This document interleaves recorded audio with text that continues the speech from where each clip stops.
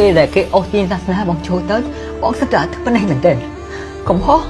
ម្នាក់ទេប៉ុន្តែអ្វីក៏ត្រូវទាញសាសនាខ្ញុំចូលទៅអូខេកុំហោះមនុស្សម្នាក់ទេ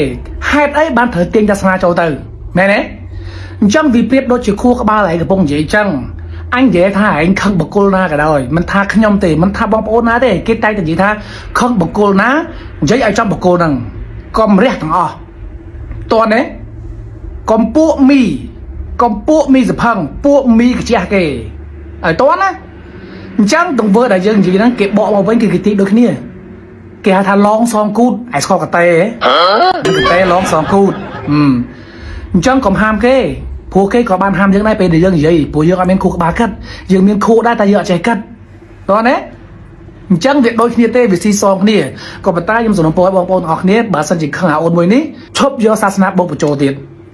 ជាតែវាទៅបានហើយតបន្តទៀតបាទហើយអ្វីក៏មិនដាក់ទុកខ្ញុំខ្ញុំហ៊ានប្រឈមមុខតែខ្ញុំអត់មានបានទៅណាទេ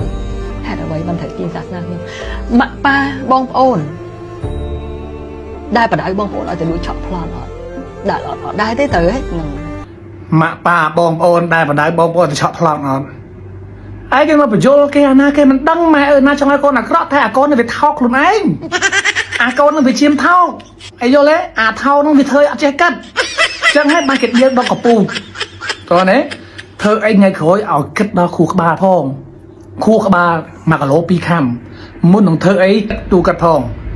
បើមិនចង់ឲ្យគេដៀលកពូដៀលពូជអម្បោបើអាណិតម៉ែអើធ្វើអីយល់គាត់ផងកុំអំនួតទៅខ្លួនឯងពេលធ្វើវីដេអូពេលដល់គេធ្វើវីដេអូហើយធ្វើវីដេអូដៀលគេហើយគេជេរមកប្រទេសវិញ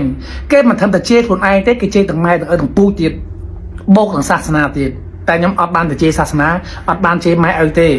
ចង់បញ្យល់តែសំណួរចង់សួរថាវីដេអូចេញមកនេះមកសំទោសមកដឹងខ្លួនខុសឬក៏មកកែខ្លួនឬក៏មកធ្វើគេហៅថាសិក្ខាសាលាបំភ្លឺបញ្យល់ណែនាំប្រជាជនខ្មែរតើណាបើខុសដឹងខុសសុំទោសបើគេឲ្យសុំទោសឲ្យខ្លួនហើយសុំទោសទៅកុំចង់ស្នេហ៍ចាញ់ដល់ណាទៀតកាន់តែនិយាយកាន់តែខុសអណ្ដាតជាអាចកន្លងបានច្រាស់ច្រំបានសុកស្រួលផងក៏ទៅតាមអណ្ដាតដែរតើណាតទៀតប៉ុន្តែខ្លួនយើងខ្លួនឯងទេដែលទៅលួចឆក់ប្លន់គេម៉ាក់ខ្ញុំប៉ាខ្ញុំមិនដែរក៏អត់ដែរហើយវាថោកឯងគិតមើលទង្វើខ្លួនឯងមើលសើសុកខ្មែរមិនខ្វះទេឲ្យមានសមត្ថភាពបើឯងមានសមត្ថភាពខ្លាំងណាឯងរកការងារធ្វើឲ្យបងប្អូនផង